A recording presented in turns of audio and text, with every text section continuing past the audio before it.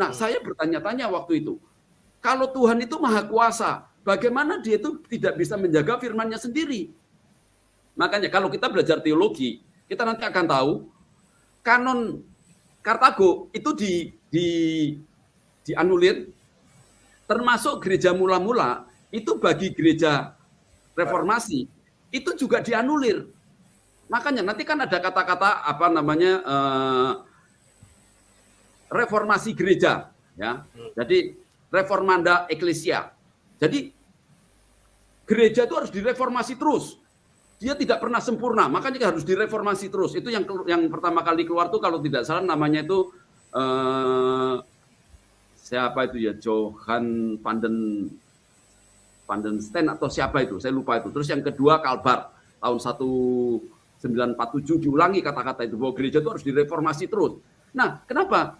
Karena gereja reformasi itu tidak mengakui gereja mula-mula, dianggap sudah tidak ada, sudah musnah. Demikian juga dengan Alkitab.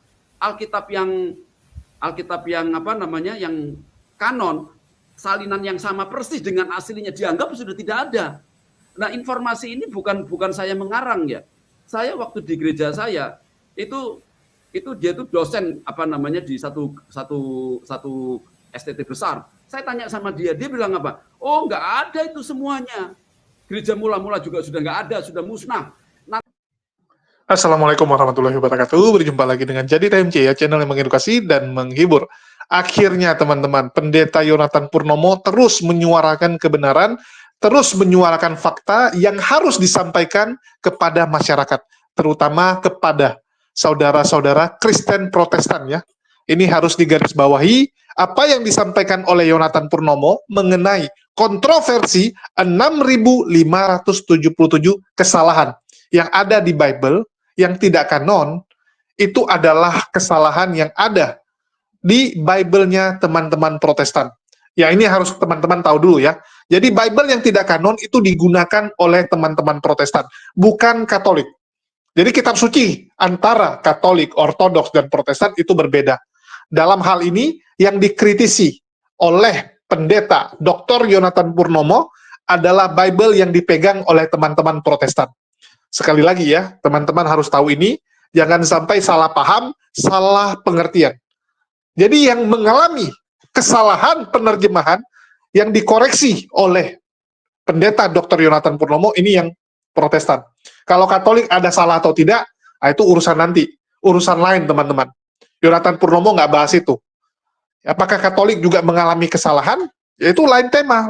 Nanti kita bahas yang lain itu. Ya. Tapi dalam hal ini kita fokus dulu kepada kesalahan yang ada di Bible. Yaitu 6.577 temuan kesalahan. Dan kita tahu Yonatan Purnomo beberapa bulan yang lalu itu dengan segala kuasa dari para Polikarpus ini coba untuk dibungkam. Dan alhamdulillah pendeta Dr. Yonatan Purnomo mengatakan bahwa dia tidak takut dengan manusia. Ya, yang dia takutkan hanyalah kepada Tuhan, sehingga dia akan terus menyuarakan hal ini, walaupun pahit bagi para Polikarpus. Dan baru-baru ini, Dr. Yonatan Purnomo berserta Dr. Joshua Tewu ya. Nah, ini sekarang bukan Bishop Joshua Tewu lagi, udah Dr. Joshua Tewu juga dia pakai gelarnya. Mereka sama-sama membahas tentang kesalahan Bible ini. Dan saya rasa ini perlu kita sampaikan, karena inilah faktanya teman-teman.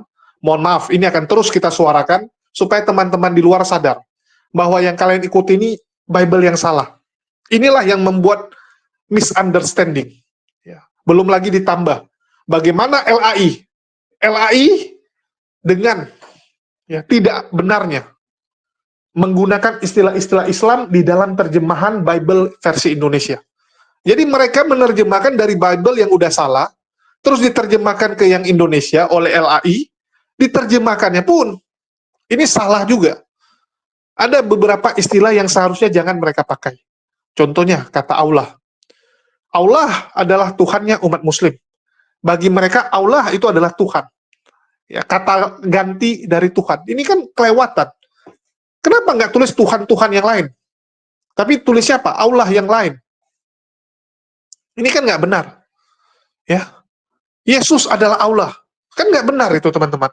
Nah, ini yang kita dari dulu kritisi, dan kita agak bingung kenapa LAI tidak bertobat. Kenapa ya? Apa karena memang sudah terlanjur banyak lagu-lagu dari pihak Kristen Protestan yang menggunakan kata Allah? Ya, kita nggak tahu. Dan di sini kita akan bongkar semua, teman-teman. Ya, kita akan bongkar. Dan yang bongkar ini bukan dari kami ya. Bagi teman-teman Kristen Protestan, kalau kalian mau komplain, mau marah, ya komplainlah dengan Pendeta Dr. Yonatan Purnomo. Beliau ini adalah pakar biblika, memang mengerti teksnya, mengerti sejarahnya, dan juga memang bisa berbahasa Yunani Koine, Aramaik, dan juga Ibrani. Sedangkan kalian ya cuman modal terjemahan, saya rasa sangat konyol. Kalian mengkritisi orang yang mengerti teks asli. Ya, mengerti teks asli. Jadi orang yang terjemahan saya rasa perlu belajar lah. Ya, perlu belajar. Oke, kita dengarkan dulu. Ini adalah seorang yang merupakan lulusan teologi, saya nggak usah sebut lah lulusan dari teologi mana, saudara cari di Pededikti ada itu, cuman kalau saya sebutkan nanti banyak kontroversi lagi. Ya, beliau magister teologinya di sebuah STT di Indonesia juga. Oh, ini dia lah, udah terbuka sudah, nggak apa-apa lah. Ya.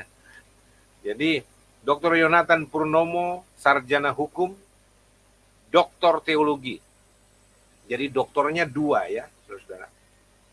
Beliau adalah seorang penerjemah Alkitab kanon Biblikos.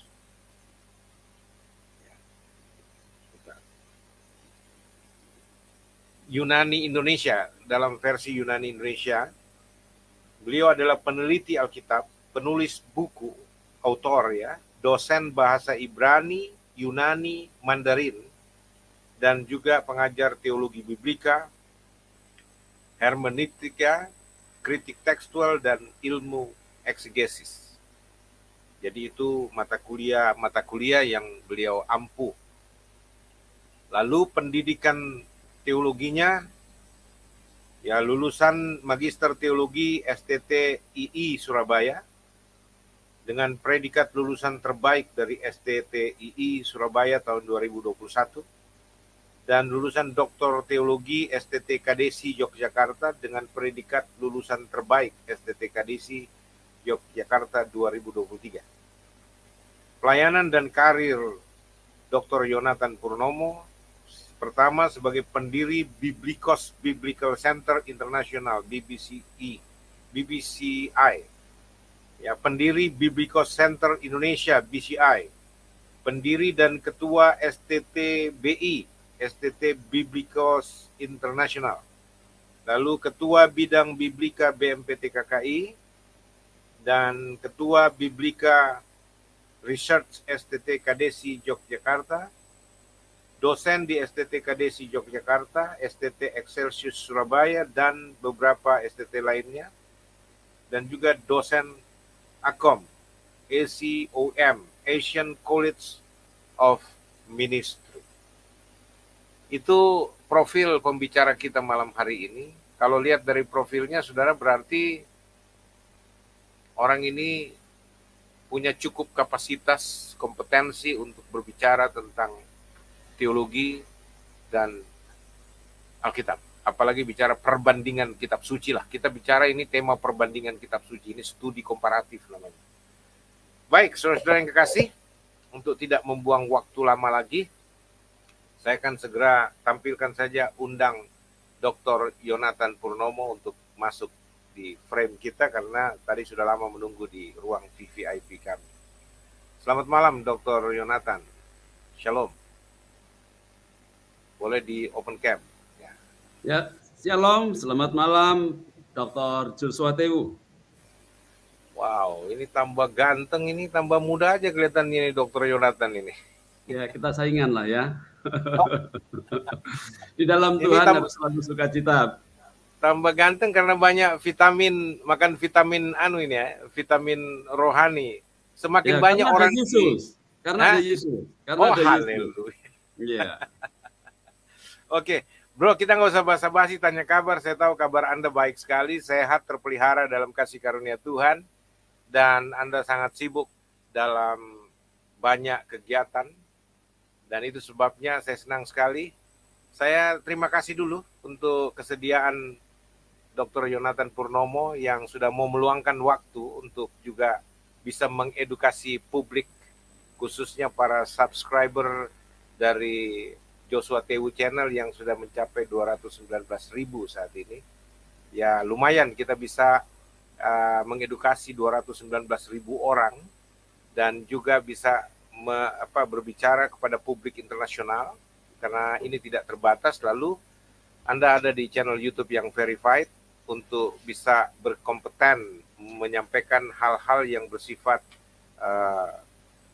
membangun, mendidik, dan ya mengedukasi publik lah ya.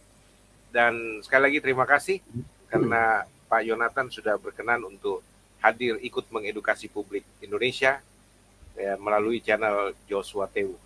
Ya, Pak Yonatan,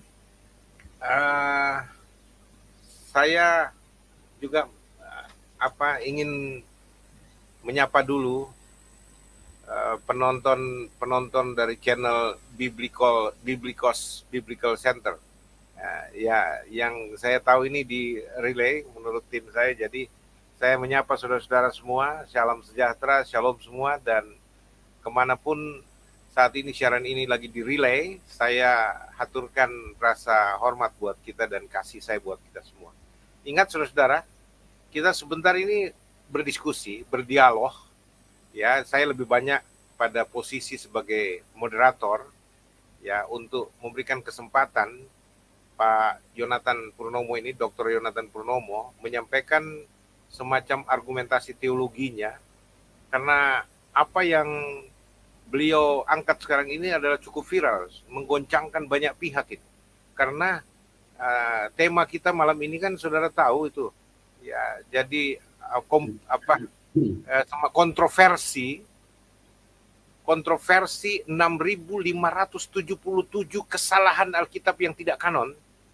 Ya, saya enggak usah sebutkan dulu.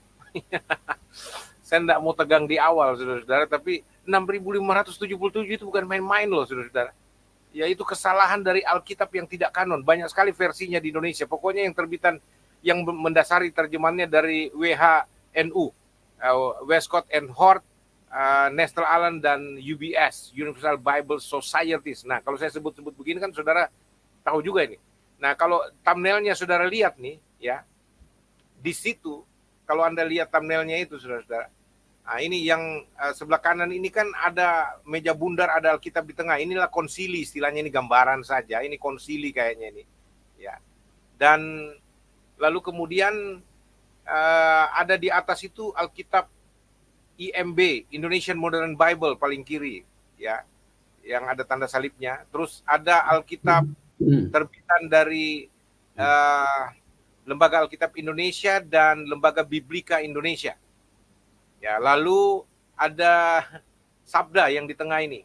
Ya, ini Sabda dengan berbagai kelompok terjemahan dan aplikasi softwarenya. Lalu ada Alkitab yang namanya ILT, Indonesian Literal Translation, yang dipakai oleh kaum Yahwenis. Ya, lalu kemudian ada Alkitab dari Saksi Yehova. Jadi saksi-saksi Yehova ini punya Alkitab namanya Terjemahan Dunia Baru, the New World Translation. Lalu ada pendatang baru ini dalam versi terjemahan Indonesia yang paling bawah ini, Biblikos. Wah, ini penantang baru ini. Ya. Dan saudara, Biblikos ini bertolak belakang dengan semua Alkitab yang di atas ini. Ya, kalau saya mau katakan bukan seluruh isinya, tapi ada 6.577 yang salah yang diperbaiki di dalam Biblikos ini, saudara-saudara.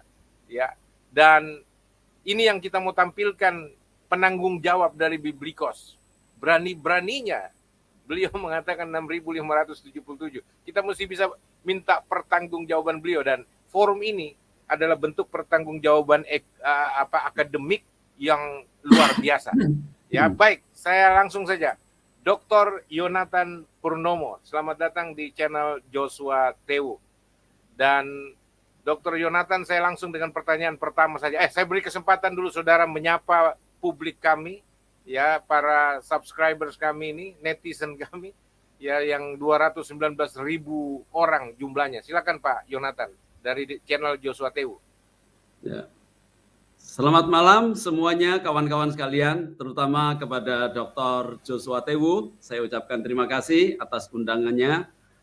Ini murni kita akan mengkaji tentang Alkitab kanon atau tidak kanon. Kita tidak berbicara tentang doktrin sama sekali ya. Tapi sebelumnya saya mau meralat dulu ini Dr. Joshua Tewu. Itu tadi ada satu, mungkin Dr. Joshua Tewu itu mengambil itu ya file yang lama ya. Waktu saya masih menjadi ketua bidang biblika di BMPT KKI. Jadi saya mau meralat terlebih dahulu supaya tidak salah paham. Itu saya sudah mengundurkan diri. Oh gitu? Ya, saya sudah mengundurkan diri. Nah, Dr. Joshua Tewu mungkin pakai yang lama itu ya, yang apa namanya ngambil dari yang apa namanya yang dulu ya, yang apa namanya waktu saya masih di BPT KKI. Saya sudah mengundurkan diri. Sekarang saya sudah tidak di sana lagi. Jadi ini sekaligus salah supaya tidak ada apa namanya salah paham dengan BMPT KKI. Sudah jadi, resmi, Bro. Pak Dr. Yonatan. Saya sudah mengundurkan diri. Jadi saya sekarang mantan posisinya, jadi bukan ketua. Oh, kalau gitu kita sama-sama mantan ini, mantan ketua BMPT KKI. Sama-sama mantan. Ya, jadi rugi sekali itu BMPT KKI. Apa kehilangan Anda itu, Dr. Yonatan? Kehendak Tuhan. Karena kan dokter. Ini BMPT KKI ini masuk masa degradasi kompetensi karena dua orang influencer seperti yang kita kata orang Betawi kita ini enggak lagi di situ ya. Ya tapi ya urusan lain lah. Itu nostalgia kita aja. Tapi saya mau katakan kepada kita bahwa setiap orang punya pilihan. Tapi saya salut dengan Dr. Yonatan Purnomo. Ada banyak orang tergila-gila bergabung di BMPT KKI bahkan mengejar jabatan. Tapi justru Dr. Yonatan Purnomo memilih untuk mundur sebagai gentleman. Itu ada alasannya itu, Dr. Joshua Tewu. Diungkapkan dong supaya dijelaskan. Ya, sedikit saja ya, sedikit saja. Sedikit saja. Waktu itu saya dipertahankan oleh Pak Ketua, oleh Pak Stefri dan teman-teman yang lain telepon sama saya. Nah, saya bisa mengalah demi pekerjaan Tuhan. Tetapi ada satu yang saya tidak bisa terima, yaitu saya diminta untuk tidak mempublikasikan temuan-temuan saya. Dan saya diminta untuk tidak meneruskan penerjemahan dan mempublikasikan atau menerbitkan Alkitab kanon ini. Nah, yang lain mungkin saya bisa mengalah ya. Apa namanya? Jadi permintaannya seperti itu. Ya tidak idealis, tapi untuk yang satu ini saya tidak bisa terima. Oleh sebab itu saya katakan sama Pak Stefri, saya lebih takut kepada Tuhan daripada kepada manusia. Saya lebih cinta kepada Tuhan daripada kepada manusia. Saya sudah tinggalkan usaha saya, semua saya buang semua. Apalagi kalau cuma jadi ketua bidang biblika. Saya punya prinsip, Dr. Joshua Tewu. Kalau ini memang pekerjaan dari Tuhan, walaupun saya tidak didukung oleh satu organisasi, Tuhan sendiri akan mendukung kita. Amin. Itu sebabnya saya berdiri di sini. Nah, itu keren. Itu idealis yang mantap punya. Ya, jadi kalau karena ajaran, karena doktrin, karena sesuatu yang kita yakini benar, lalu itu harus dipertaruhkan, kita bisa kehilangan apapun, asal jangan kehilangan hal yang... Tapi yang saya heran begini, Dr. Joshua Tewu. Setahu saya kan BMPT KKI itu kan mengurusi soal akreditasi, Jafung, betul kan ya? Ya. Kan nggak ada urusannya dengan saya itu bikin kajian-kajian, mempublikasikan Alkitab, betul kan ya? Kenapa bisa ada agenda itu? Nah itu saya tidak tahu kenapa kok bisa larinya ke sana gitu loh. Kalau logika saya, kalau saya bikin bengkel, itu yang keberatan kan bengkel saingan saya, betul nggak? Betul. Ya kan nggak mungkin kan warung-warung kemudian keberatan dengan saya buka bengkel gitu loh. Yang keberatan itu tentu ya bengkel-bengkel gitu loh. Lah kalau saya itu mempublikasikan kesalahan-kesalahan Alkitab, kemudian saya mencetak Alkitab, menerjemahkan Alkitab, kemudian saya publikasikan.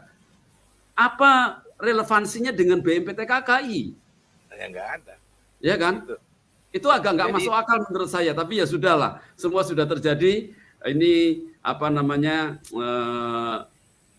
Itu kan dimulai dari saya, Pak Yeah. Dr. Yonatan. Ya Anda tahu, saya saya bukan mau menjelekkan BMPT KKI, saya ini pendirinya. Saya ini boleh dikata bapaknya BMPT KKI. Ya, dan kalau saya katakan saat-saat ini BMPT KKI itu karena pengaruh-pengaruh tanda kutip itu masuk dalam masa kebodohan. Kenapa? Karena yang dari awal komitmen kami mendirikan BMPT KKI bersama dengan Prof. Thomas Penturi sebagai Dirjen Bimas Kristen ketika itu, tidak boleh bicara doktrin, teologi. BMPT KKI itu urusan organisasi kelembagaan PT KKI, bukan teologi masing-masing STT yang memang sudah berbeda dari sononya, gitu loh. Tapi karena itu dia, motif mengejar kedudukan, jabatan, popularitas, dan memang BMPT KKI sudah menjadi panggung teolog yang besar, lalu kemudian banyak sekali orang pengen sekali di situ. Nah, demi itu singkirkan Joshua Tewu dulu. Dengan cara apa? Masukkan di dalam perubahan anggaran dasar itu yang namanya teologi, doktrin. Tidak boleh teologi ini, doktrin ini, dan sebagainya. Itu melanggar komitmen awal, itu pengkhianatan. Nah, Bapak yang dapat sekarang batunya yang kedua. Jadi dianggap punya masalah soal doktrin, teologi, dan sebagainya. Dituntut untuk itu. Tapi sudahlah, kita nggak usah bahas itu. Kalau saya sih nggak apa-apa itu. Ya, biarlah orang-orang mereka-rekakan yang jahat, Tuhan akan mereka-rekakan yang baik. Betul kan? Keren. Yusuf kalau tidak dijual ke Mesir, dia tidak jadi raja itu. Oh, itu. Pak Joshua Tewu, betul nggak? Siap. Ayo, sekarang kita urus bahasan kita aja, nggak usah ngurusin yang lain ya. Kita langsung aja kepada poinnya ya. Iya. Dr. Yonatan, saya ada pertanyaan awal untuk Anda ini karena ini sebentar, saya mau perkenalkan sedikit ya supaya teman-teman itu tahu, boleh ya? Oh, iya, saya lupa. Saya mestinya tanya sama Anda. Ini Biblikos ini apa sih? Lembaga apa? Visi misinya apa sih? Dulu sebelum masuk pertanyaan, saya mau share screen. Mohon izin. Oh, ya. Oke, jadi kepada semua kawan-kawan dimanapun berada, ya, kita ini bukan sedang mau bikin keributan, tidak, tapi kita belajar kebenaran Tuhan itu harus disampaikan. Nah, Bapak Ibu harus tahu, kami membuat lembaga Biblikos ini sebetulnya sudah 4 tahun yang lalu. Kami tidak mau bikin kehebohan, kami tahu ada 6.577 kesalahan. Saya selama 4 tahun tidak membuat konten, tidak membuat gerakan, karena kami tahu ini dampaknya besar sekali. Kami tidak mau membuat keributan atau kekacauan atau membuat melemahkan iman orang. Oleh sebab itu kami kemudian itu diam-diam kami mempelajari, mempersiapkan, menerjemahkan. Kemudian kami sekolah ngambil STT karena kalau tidak melalui STT kita susah juga ya, karena dapurnya STT itu hamba Tuhan itu kan di STT. Nah, dengan harapan kalau saya nanti sudah lulus S2, saya ambil S3. Nah, kemudian dengan teman-teman saya pada sekolah, kemudian setelah kita jadi dokter, kita masuk ke STT mengajar. Nah, saya kira ya, STT itu kan dapurnya hamba-hamba Tuhan. Saya kira mereka itu sedang menceritakan mengabarkan tentang kebenaran. Saya cukup kaget, Dr. Joshua Tewu, ketika ternyata dari waktu saya belum menjabat di BMPT KKI, itu saya itu menghubungi 15 STT. Bisa dibilang tidak ada sama sekali yang tertarik untuk membahas tentang 6.577 kesalahan. Ada 2 STT yang mengundang saya untuk seminar, tapi berhenti sampai di situ dan tidak ada kelanjutannya. Nah, kemudian Tuhan entah gimana, Pak Stefri itu sama saya kan sebetulnya tidak terlalu kenal itu. Saya ketemu sama dia cuman 2 kali. Pertama kali saya cuman kasih salam, di pernikahan anaknya, mengantar salah satu ketua STT. Kemudian yang kedua waktu wisuda, saya ketemu dengan Pak Arnold Tindas, kemudian juga Dr. Stefri, Dr. Tindas sama Dr. Stefri. Nah, di situ kita ngobrol, saya juga kaget juga kalau pada akhirnya saya itu diminta untuk menjadi ketua bidang BMPT KKI. Ya, memang saya pernah cerita kalau saya itu melakukan ini, kemudian mungkin dapat informasi dari STT saya di doktoral situ, kalau saya ini ketua bidang Biblika. Mungkin itu alasannya. Nah, ternyata yang saya heran, ketika saya di BMPT KKI, ketika saya mengungkap tentang kajian-kajian saya, kayaknya kok nggak ada yang tertarik gitu loh, Dr. Joshua Tewu. Ya, ini 6.500 bukan 1 gitu loh ya. Saya itu sampai garuk-garuk kepala. Terus kalau kita ini Alkitabnya saja salah, yang fundamental itu salah, terus semua bangunan teologi yang dibangun di atas kitab yang tidak kanon tadi, apakah bisa dijamin kebenarannya? Betul nggak? Nah, jadi itu yang melatar belakangi akhirnya saya terus bergerak terus, walaupun saya harus seorang diri, tapi saya tidak seorang diri ya, saya punya tim ya. Nanti Bapak Ibu bisa lihat tim saya sekarang sedang bergerak semuanya. Nah, saya memperkenalkan dulu lembaga Biblikos kami ini, itu adalah organisme non-profit yang bergerak di bidang pelayanan penginjilan, penerjemahan Alkitab, literatur dan kajian teologi biblika non-doktrinal. Jadi jelas Bapak Ibu sekalian, kami membiayai sendiri semua yang kami lakukan bertahun-tahun. Kami tidak pernah minta-minta sama orang. Dan misi kami bukan untuk bisnis. Kalau saya untuk bisnis semua akan saya rangkul karena saya takut kehilangan pelanggan. Tapi karena kami tidak berbisnis, kami siap rugi, kami siap membiayai, maka kami tidak peduli. Betul kan ya? Yang penting firman Tuhan disampaikan. Nah, ini Anda bisa screenshot. Nah, cabai ini saya mau kasih sedikit filosofinya kepada kawan-kawan yang belum tahu kenapa ada cabai. Cabai itu adalah murni, pedasnya murni dari cabai. Kalau nanti sudah ditambah terasi, ditambah tomat, ya jadi sambal tomat, jadi sambal terasi. Kalau dikasih pencit, jadi sambal pencit. Nah, saya menganalogikan, biblika itu adalah cabainya. Sedangkan sistematika, teologi sistematika, itu adalah doktrin-doktrin. Nah, itu cabai, firman Tuhan sudah dibumbuin dengan segala macam pemikiran. Mungkin ada filsafatnya, mungkin ada psikologinya, mungkin ada budayanya, atau yang lain-lain terserah lah, kepentingan-kepentingan ya. Jadi kami tidak bicara tentang doktrin, jadi kami mau bekerja sama dengan siapapun juga. Tapi untuk menyingkat waktu, saya ingin sampaikan sedikit ini, Dr. Joshua Tewu, mohon maaf ya, saya harus disclaimer, saya mau bacakan saja supaya nanti tidak salah paham. Yang pertama, talkshow ini hanya berdiskusi tentang Alkitab, teks sumber kanonisasi, dan ineransi Alkitab. Talkshow ini tidak membahas tentang dogma atau doktrin dari gereja atau denominasi tertentu. Jadi Bapak Ibu, tidak usah khawatir, kami tidak membicarakan itu. Kami sudah sepakat dengan Dr. Joshua Tewu untuk murni di bidang ini. Kami tidak mau menyangkut yang ke doktrin segala ya. Visi dan misi dari Lembaga Biblikos adalah memperkenalkan Alkitab Kanon Bizantin dan mensosialisasikan Alkitab terjemahan bahasa Indonesia Biblikos kepada umat Kristen. Lembaga Biblikos tidak sedang mengajarkan doktrin tertentu. Jadi Bapak Ibu tidak usah khawatir. Kami dari Biblikos komitmen tidak akan ikut-ikut ke masalah doktrinal. Silakan diurus sendiri. Kami tidak ikut campur. Lembaga Biblikos mengambil sikap netral terhadap seluruh lembaga dan tidak ikut campur dengan ajaran masing-masing denominasi. Oleh sebab itu, saya bisa membangun kerjasama dengan Dr. Joshua Tewu, ya, dengan semua aliran tanpa memperhitungkan doktrinnya. Kami bicara teks Alkitab yang masih ada 3 lagi. Lembaga Biblikos terbuka untuk menjalin kerjasama dengan semua lembaga keagamaan dan institusi pendidikan manapun, baik Kristen maupun non-Kristen. Jadi sangat dimungkinkan kami bekerjasama dengan manapun di Indonesia maupun di luar negeri. Kerjasama yang dimaksud di atas hanya sebatas pada kajian-kajian biblika non-doktrinal dan informasi-informasi yang terkait dengan teks sumber Alkitab Kanon Bizantin dan terjemahan Alkitab Biblikos. Untuk informasi lebih lanjut tentang kerjasama, silakan hubungi admin kami 081-2322-8787. Ini perkenalan dari saya, Dr. Joshua Tewu. Kira-kira semoga bisa memberikan kepastian ya yang akan kita bicarakan hari ini apa. Terima kasih. Keren. Jadi pemirsa, Biblikos adalah lembaga profesional dalam hal penerjemahan Alkitab. Ya, itu sebabnya saudara nggak usah takut. Kita nggak akan bahas, apalagi mendiskreditkan salah satu dogma teologi atau ajaran teologi saat ini, ya.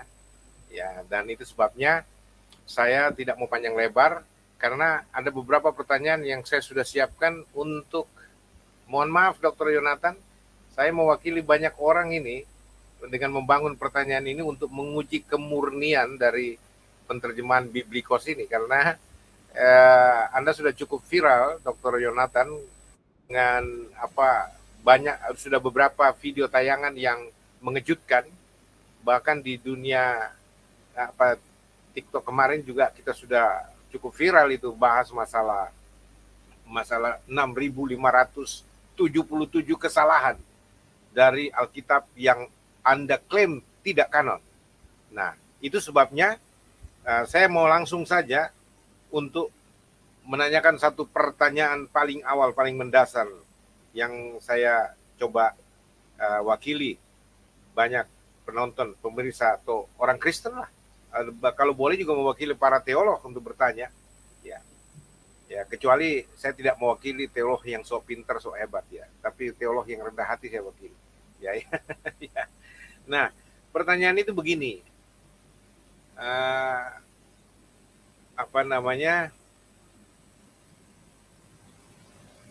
Saya mesti lihat betul-betul ya.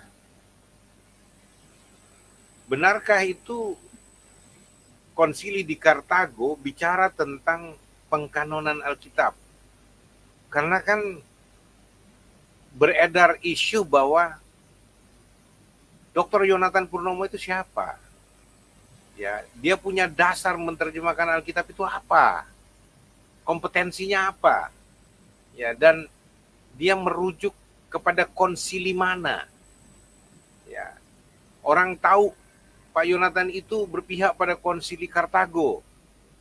Padahal konsili Kartago itu adalah konsili yang lebih bungsu istilahnya, yang baru muncul setelah konsili Nicea, konsili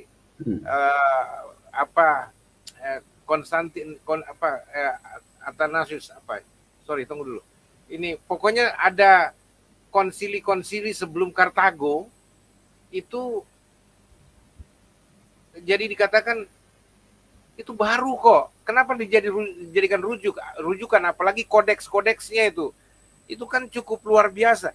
Nah, itu dulu pertanyaan yang pertama dulu itu Pak, soal konsili Kartago itu kenapa Anda klaim sebagai konsili yang paling sahih, ya, sebagai yang paling berhak untuk menjadi pegangan Anda? Mereka lah yang memproduk kanonisasi Alkitab yang paling murni, yang sesuai dengan autograf dari para rasul. Silakan Pak. Ya, terima kasih Dr. Joshua Tewu.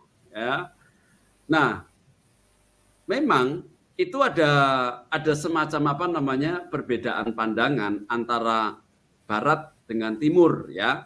Kenapa? Karena gereja Barat itu mulai dari reformasi Luther sampai sekarang 500 tahun. Itu bisa dibilang semua gereja Protestan itu membuat Alkitab sendiri-sendiri. Dan dia tidak akan mengakui kanon daripada Kartago. Kenapa? Karena kalau dia mau mengakui kanon Kartago itu adalah kanon Alkitab, maka dia harus mengakui Alkitab yang dipakai sekarang, mulai dari zaman Luther yang menggunakan Textus Receptus, sampai critical text yang punyanya Westcott and Hort, Nessel Aland, dan UBS. Itu tidak bisa dipakai semua. Oleh sebab itu cara satu-satunya, karena mereka sudah terlanjur menggunakan yang tidak kanon, maka satu-satunya cara adalah menganulir tentang adanya pengkanonan Alkitab di Kartago. Tapi ini kan ada sejarahnya ini, Dr. Joshua Tewu. Ya kan? Coba cari di sana. Pengkanonan Alkitab itu akan keluar itu yang tahun 3. Saya punya data mulai dari tahun 345, tapi itu yang lokal-lokal kecil-kecil, tapi yang mulai besar itu kan 393, ya. Itu ada pengkanonan Alkitab di Hippo Regius, itu sekarang itu di Aljazair. Nah, kemudian 4 tahun kemudian 397 pindah ke Kartago. Itu dari Hippo itu di Aljazair itu pindah ke Tunisia. Sekarang itu di Tunisia kalau kita ngomong Kartago. Itu jaraknya kira-kira 200 kilo. Pindah ke sana, kemudian tahun 405, 419. Nah, di situ terjadi pengkanonan. Nah, di sini ada perbedaan paradigma tentang arti kanon. Bagi orang Barat, pengkanonan adalah pembuatan Alkitab. Ya kan? Nah, sedangkan di dalam Kartago itu sebetulnya itu tidak ada pembuatan Alkitab, hanya menegaskan saja. Karena sebelumnya kalau kita lihat misalkan Eusebius itu kan tahun 130-an ya, dia lahirnya. Nah, sampai tahun 200 sekian itu. Nah, dia itu sudah pakai 27 kitab. Kalau kita lihat kan, kita pakai istilah Barat ya. Nanti ada kanon Marcion yang tidak diakui, ada kanon Eusebius, ada kanon Athanasius tahun 296 dan seterusnya sampai 300 berapa itu. Nah, itu dibilang kanon Athanasius. Tapi itu pribadi itu sebetulnya tidak boleh dinamakan kanon. Yang dinamakan kanon itu, ya, kalau dia itu syaratnya satu, dia itu disahkan oleh gereja. Jadi gereja itu waktu itu dia itu memiliki teks aslinya, karena dia memiliki teks aslinya, sehingga kalau ada salinan-salinan dia itu bisa memverifikasi dengan teks asli yang dia punya. Nah, kalau nanti hasilnya sama, baru dibilang kanon. Nah, tapi di Barat tidak begitu, Dr. Joshua Tewo. Di sana itu bicaranya itu apa? Oh, tidak ada yang kanon. Yang kanon cuma satu, autograf saja. Nah, karena autografnya tidak ada, maka semua itu dianggap tidak ada yang asli. Lah, kalau tidak ada yang asli, berarti yang aslinya hilang, semua kanon itu, semua salinan, semua manuskrip, dianggap tidak ada satupun yang benar.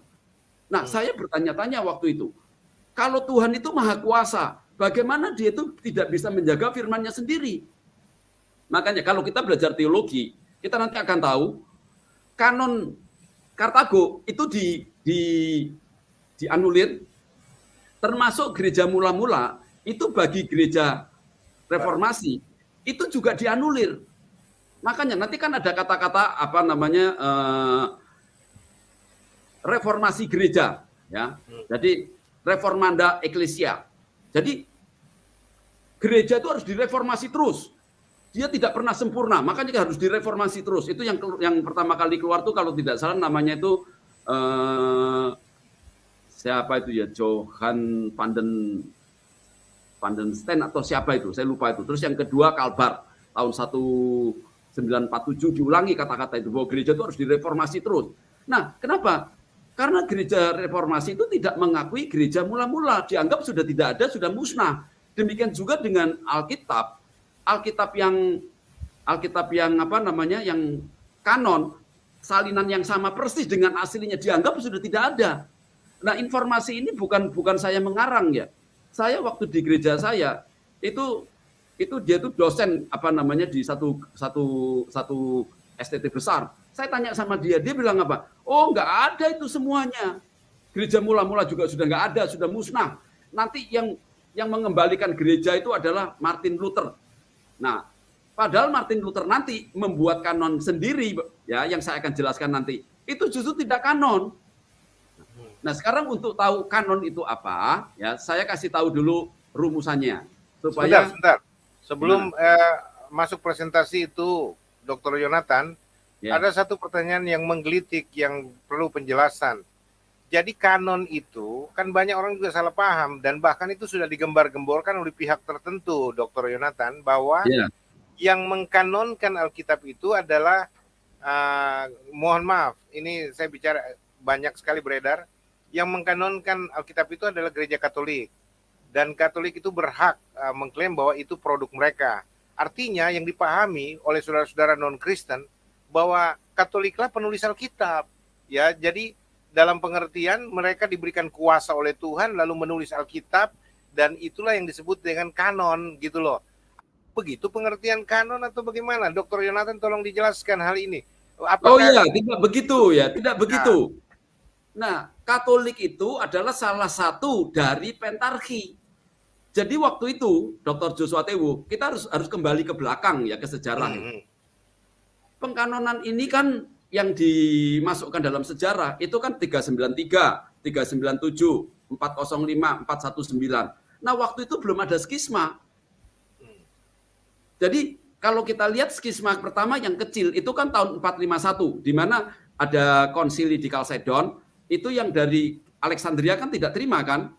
Makanya gereja Alexandria itu kan dia cuma mengakuin tiga konsili. Konsili satu di Nikea tahun 325, yang kedua di Konstantinopel 381, kemudian konsili ketiga di Efesus yang tahun 431, masalah Nestorius. Nah, yang konsili keempat di Kalsedon itu kan tidak diterima sama-sama. Itu namanya skisma kecil. Nah, kanon Alkitab ini sebelum ada skisma kecil dan juga belum ada skisma besar di mana Katolik Roma itu memisahkan diri dari pentarki. Waktu itu kan gereja mula-mula itu kan pusatnya ada 5 yang dinamakan pentarki. Yang pertama itu di Antioquia yang didirikan oleh Petrus tahun 37, kemudian tahun 38 di daerah Bizantin oleh Andreas, tahun 42 itu di Roma oleh Petrus lagi, tahun 43 oleh Yohanes Markus atau yang penulis Injil Markus itu di Alexandria Mesir, kemudian yang terakhir 49 itu di Yerusalem. Nah, ini masih utuh waktu itu. Nah, waktu terjadi pengkanonan itu mereka tuh semua itu belum ada skisma kecil, belum ada skisma besar. Apalagi Protestan itu belum ada itu. Nanti Protestan munculnya itu kira-kira 1100 tahun kemudian. Iya, ini luar biasa teman-teman ya. Jadi kita bongkar tipis-tipis supaya Andre Tungtung bisa bertobat dan sadar. Begitu juga dengan para pengikutnya yang mengimani secara buta. Jadi Martin Luther tuh membuat kanon sendiri teman-teman. Martin Luther ini kelewatan ya. Udah mengambil nama gereja, mengambil Tuhannya teman-teman Katolik, kitabnya juga dia ambil, tapi dia ubah-ubah, kan begitu. Ini kacau sekali. Terus kita lihat Joshua Teu ingin coba mengelabui dengan mengatakan bahwa Protestan juga berhak atas Bible, atas manuskrip-manuskrip, kan begitu, atas kanon yang dilakukan oleh bapak-bapak gereja. Jadi dia bilang Protestan harusnya punya hak, kan gitu kan. Ini yang ingin dia sampaikan. Dan dijawab oleh pendeta Dr. Yonatan Purnomo bahwa kanonisasi Bible itu adalah produk dari gereja mula-mula, yaitu pentapatriarki. Zaman dulu itu, gereja belum ada yang namanya Katolik Ortodoks ya, belum ada. Tapi sudah ada yang namanya pentapatriarki. Di mana setiap pentapatriarki itu adalah gereja-gereja yang didirikan langsung atau dimuridkan langsung oleh para rasul, termasuk Paulus ya, yang dianggap juga rasul, kan begitu. Pentapatriarki itu ada Antioquia, Bizantium, Vatikan, Alexandria, dan Yerusalem. 5 pusat kekristenan saat itu, yang memang itu dimuridkan langsung oleh para rasul, dan mereka saat itu masih kompak. Barulah di tahun 451 mulai terjadi skisma, perpecahan antara timur dan barat. Yang barat ya Katolik Roma, sisanya timur semua kan gitu, 4-nya timur. Dan bagi teman-teman, kalau kita bicara manuskrip, Bible, tradisi, semua yang berhubungan dengan kekristenan saat ini, yaitu memang punyanya Ortodoks dan Katolik. Mereka lah pewaris. Ya, Ortodoks itu ada Assyria dan sebagainya. Oke lah, itu masih dalam Ortodoks. Tapi mereka lah pewaris dari semua peninggalan-peninggalan para rasul ini. Itu nggak bisa dipungkiri. Mereka tuh dulu pecah kongsi. Yang namanya pecah kongsi, sebagian ambil ini, sebagian ngambil itu, kan gitu. Pecah kongsi bagi. Ya. Misalnya kalian sama teman kalian pecah kongsi, saham saya 60%. Ya udah, yang barang saya ambil sebanyak 60%. Teman saya ngambilnya 40%. Ya. Kalau pecah kongsinya 3 orang, ada yang satu cuma 10%. Ya udah, dia ngambil 10%, tapi itu pecah kongsi. Sedangkan Martin Luther dengan Protestannya itu bukan pecah kongsi, teman-teman. Itu karyawan yang membangkang. Ini teman-teman harus tahu dulu nih. Karena banyak orang-orang Protestan berpikir bahwa Protestan itu pecahan dari Katolik. Salah. Kalian bukan pecahan dari Katolik. Silakan tanya sama Katolik. Kalian bukan pecahan. Kalian adalah karyawan dari Katolik yang membangkang, yang membuat sendiri. Kalau diibaratkan perusahaan, ini manajer atau kepala cabang yang membuka perusahaannya sendiri dengan meniru resep produk dari perusahaan tempat dia pernah bekerja. Beda. Beda pecah dengan karyawan yang buat sendiri, teman-teman. Ini Protestan harus tahu.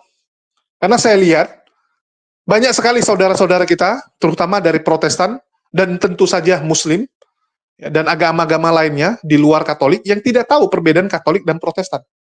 Banyak jemaat awam yang nggak tahu. Padahal ini agama yang benar-benar berbeda. Cuman kebetulan saja, nama Tuhannya sama, nama tempat ibadahnya sama, kitab sucinya namanya sama, tapi isinya beda, kan gitu. Nama sampul depannya sama, Bible. Sama-sama Bible. Tapi isinya beda. Tuhannya sama pula gitu kan.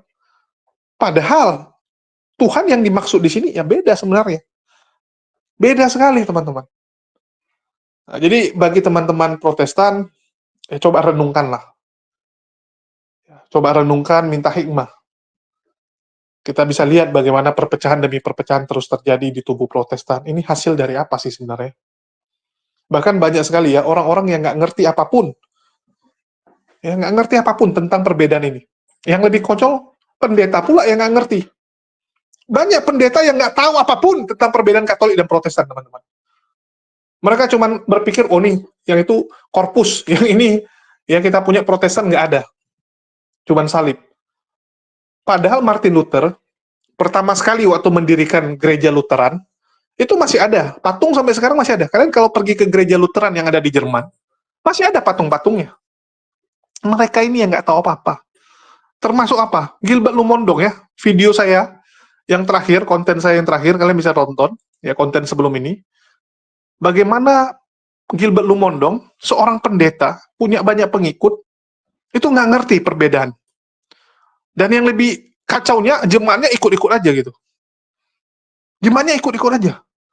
Ya, bayangkan, jelas-jelas itu gereja Katolik, mereka pakai. Itu kan istilahnya, artinya Anda mengakui Katolik yang benar. Betul nggak? Anda menggunakan itu, menggunakan meja credence, ya, ada meja credence yang Anda pakai, itu Anda udah mengakui Katolik yang benar. Di situ ada altarnya, kan gitu kan. Terus ada lambang salib dengan korpus, ada lilinnya, itu kan Katolik sekali. Ada gambar Bunda Maria, belum lagi kasula dan stola yang dipakai oleh pendeta Gilbert.